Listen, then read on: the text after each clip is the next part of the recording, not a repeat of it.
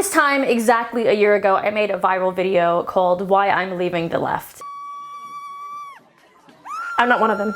Never in my life have I been more canceled, tortured, tormented, harassed than by members of my own community. And to this day, I get bombarded with questions asking, how could a liberal turn conservative? And if you've been on the internet for the past few months during the election, you've seen that a lot of liberals are now turning conservative. This video is gonna explain why. Honestly, it's not because we're grifting or we somehow found the light and found Jesus. Literally, it's not any of those things. It's simply because the word liberal, how it's being used today, like not even close. Classic liberal values, according to the internet. Civil rights, free speech, free markets, capitalism, separation between church and state, freedom of religion, limited government, and human rights. And obviously, I think most of us agree with all of those things at this point. We could all say we're pretty liberal, right? Because I have intelligent ass people that watch me. I see you guys out there. Based on these values alone, I think it's fairly obvious to see how most Republicans, centrists, moderates like myself can actually be, by definition, way more liberal than any Democrat or progressive at the moment. Think about it for a second. Today's progressives are not for free speech. I mean, historically, just the unbelievable risk of violence associated with centralizing the power and who determines speech and what's permissible. You know, it could backfire.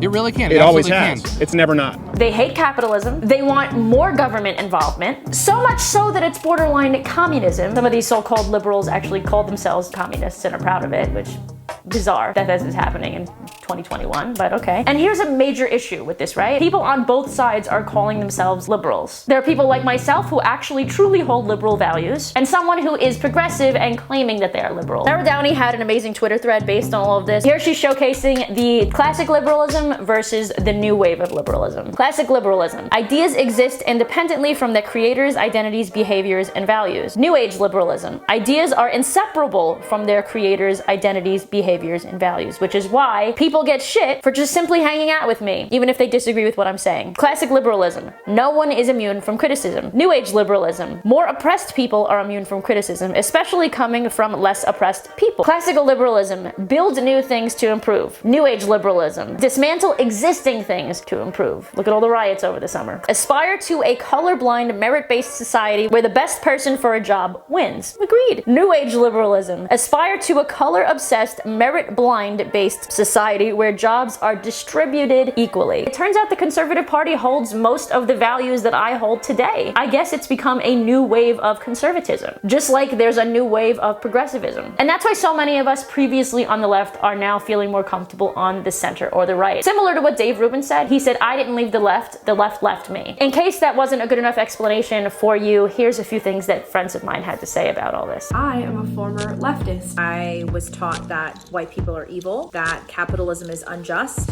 and that the USA is a racist country to its core. Problem with modern day liberals is that there's nothing liberal about them. They restrict the free flow of ideas that go against their agenda. They restrict any type of speech that doesn't fall in line with whatever they're trying to push. Sadly, I was convinced by my professors and my peers that all the people I grew up with in my hometown in South Georgia, all those deplorables and the unredeemables, they were the dumb ones. They were just the backwoods, redneck idiots who put on a MAGA hat and supported white supremacy because they're too stupid to know the difference. So I was going around to different high schools and middle schools and teaching leftist ideology, which I now know to be socialist ideology. Who is going to pay for these policies to be implemented? Why is there so much hate on the left when they are meant to be tolerant? Why are we fighting for things that have never worked in any other country? They've created this facade of marginalization and of victimhood and pushed people to believe that certain people groups are oppressing others when clearly we're all individuals and you can't sort people into identity groups and expect them to behave according to their identity group. In my opinion, that's racist. My whole perspective was just blown out of the water. They claim to care about all of these marginalized groups, but you take someone who identifies with one of these marginalized groups and you allow them to speak freely, and the progressive left will attack them and tell them they're siding with the oppressor. That's homophobic. That's transphobic. Allowing people to be whatever they want to be is honestly true liberalism. Those people in my hometown, they had it right all along. And this realization is the first of many that brought me to leave the left, just like many other millennials and Gen Z individuals, because we we see that the left is actually the complete opposite of liberalism in the classic sense. Allowing people to express themselves how they choose to express themselves is liberalism, and that's not what modern day liberals do. Because classical liberals want freedom, not tyranny. Classical liberals want a separation of church and state. We want free speech, civil rights, individual autonomy. And the conservative side is the only side that's fighting to protect all of the above. I found that that was really what the left ran on, was emotional stories that come without facts. That is what really woke me up. Liberalism is live and let live. The left, on the other hand, is authoritative in nature. You must prescribe to every single leftist principle, from trans kids to reparations to a $15 federal minimum wage policy. And if you dare to disagree with even one of these intersectional big government parameters, you are excommunicated forever. You are canceled, you lose your job, you lose your friends. You don't even deserve to exist anymore. They restrict people. It's fascistic, it's closed-minded, and it's not honest. I started reading about the history of America. I was just enlightened, and I realized that I had seen the world through a distorted lens before I became a conservative. Liberalism is live and let live. That's why we are not afraid to speak up. We know what's at stake. We know our country is deteriorating right before our eyes.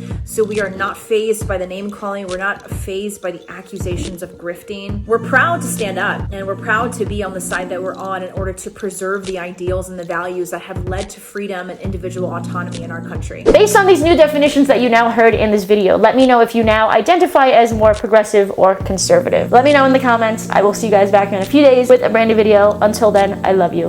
Love yourselves. Make sure to subscribe and check out everybody else that was in this video on their Instagram down below. And me.